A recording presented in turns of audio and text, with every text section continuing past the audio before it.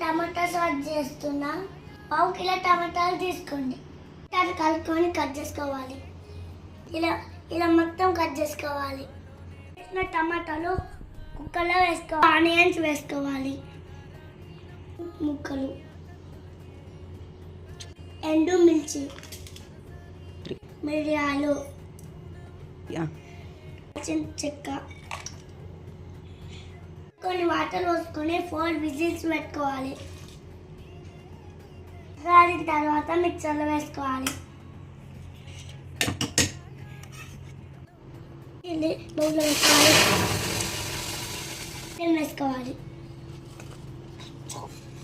కొంచెం సాల్ట్.